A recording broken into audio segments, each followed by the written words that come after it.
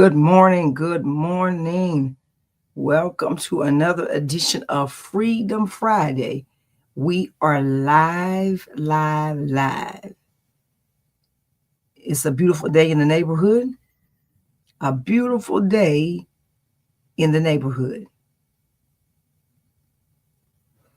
All right. We are live this morning. So I'm trying out some new gadgets this morning. So we are live on IG, TikTok, YouTube, Facebook, LinkedIn, and Restream. So we're live on several different platforms this morning. So I'm trying something new. Got some new gadgets this morning to help me go live. But listen, guys, it's Amazing Friday. And I'm so glad that we've made it back here for another opportunity to be a part of this amazing week. If you survived, you can see me. That means you made it to the end of the week. We got so much to talk about this morning and so little time to do it. So we're going to dive right in. As you come into the room, greet me so I can greet you back. But I want to make sure that if you're catching on the replay, share this live with someone in your sphere of influence, with your family, your friends, your coworkers. Let them know that we have something that we have to say, and we think that's going to change your life. So today in Freedom Friday, we're talking about counseled culture. Counseled or called out. Counseled or called out. Let's talk about it. Are we being counseled or are we just being called out?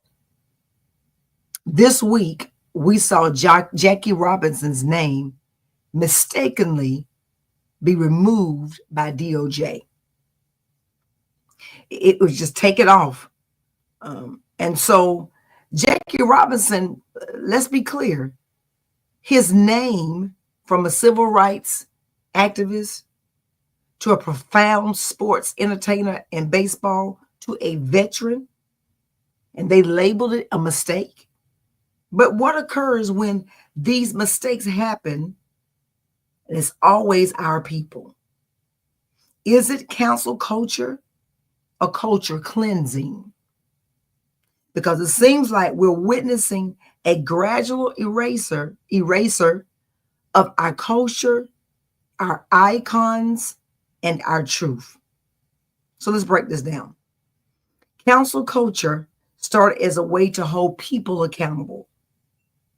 But now it feels as though it's being used to silence Black voices, diminish our power, and divert attention from real issues. This week, we saw President Trump sign an executive order to end segregation for all public contracts, end segregation in restaurants. So now we can go back and have colored signs and white signs only. Is this the culture that we really want to embrace? Because I want American people to really understand we're not going back to those signs. We're not going back to that time in history. We've been there, done that, not going back. So some Black celebrities or leaders are dropped due to controversial moments, while others are swiftly forgiven.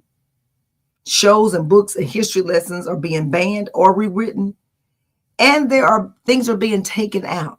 So let me tell you, parents, let me say this to you.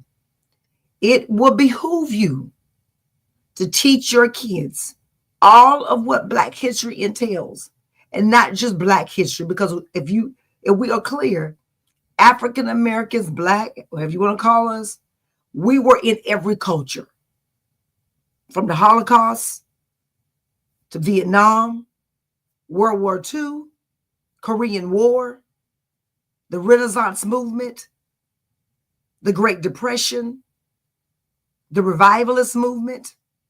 We were in history in every movement. So let's be clear. If you're going to teach history, you got to teach it all. So if they're going to erase history, what you need to do now is I want to invite communities and churches. You need to start having history lessons. I am so grateful that my mom got us involved in something simply called Saturday Academy. It was a program that North Carolina A&T State University offered.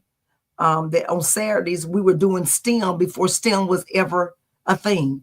We were doing science, math, and English, and some forms of technology. This was back in the 80s.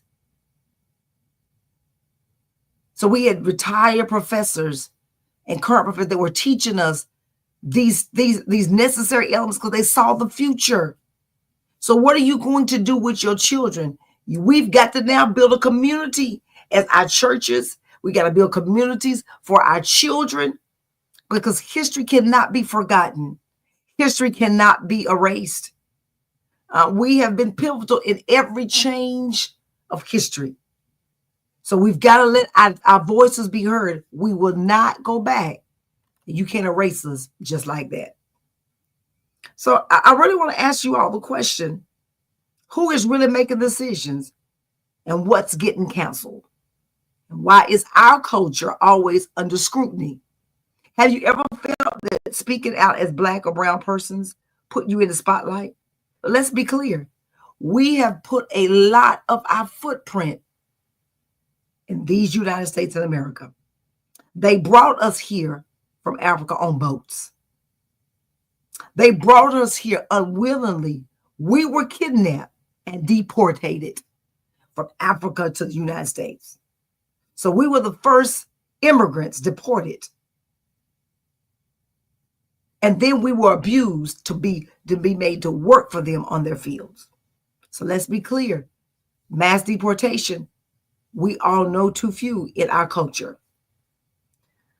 So this is where the real conversation starts. We're not here to be victims. We're here to be strategic. So number one, we got to reclaim the narrative. Share our stories through podcasts, books, and platforms. We got to support what's ours. We got to follow, fund, and empower Black-owned businesses, creators, and initiatives. I heard a young lady say something the other day. She said, it's good that we pulled out of Target and we're telling people to buy Black, but it's not happening. So we need for us to go buy Black. If you're going to support Black business, go support them. Last night, I went and bought some educational material from a Black vendor. Go buy Black. I went and bought from the brown toy box. Go buy Black. I ran across her on Instagram. Go buy Black. If you're going to say you're going to buy Black, buy Black. Educate and mobilize. Learn your history. Stay engaged locally and hold the systems accountable. Number 4, show up for each other. Move beyond the crabs in the barrel mentality. Support doesn't require perfection. It means progress. They can counsel. They can try to counsel us. But what happens when we counsel their control instead? So I leave you with this. Jackie Robinson didn't just wear 42. He was a blueprint of dignity under pressure. If they can attempt to erase him, none of us are safe from being next. But the truth is, they can't counsel what we refuse to surrender. So how do we want to send our community to respond to cancel culture? We just need to stay free, stay loud, and stay uncounseled. We're not here to be counseled. We're here to change the game. Black people, African-American culture, I need for you to be very vigilant. I need for you to be very aggressive in what we're going to allow them to do to us, because we cannot sit in silence. We're not going to fight with our fears. We're going to fight with our voices, and we're going to fight with our minds, because we don't have to longer do the show up physically, because we have been more educated than this. We need to come to the table with a plan. But listen, we will not allow them to counsel us. We've got to invite our communities to be a part of a more engaging conversation. How do we change the game and not lose our dignity? This is a topic we've got to begin to understand. We got to understand we cannot be counseled. We're going to surrender the things that you don't want to counsel, but we're going to play a part in what is going to make the move more important to us now. We cannot be counseled. We got to call the systems out. But today, on Freedom Friday, live on purpose. I'm so glad you have come and joined me for this amazing Freedom Friday. Share, tag this conversation with someone. Let them know that we're here. If no one's told you today, let me be the first to tell you I love you. And there's absolutely nothing you can do about it. and live life on purpose. I got tongue tied today. Live life on purpose. It's going to be an amazing Friday. Why? Because you are here. Make today count and live it out loud. Have an amazing day.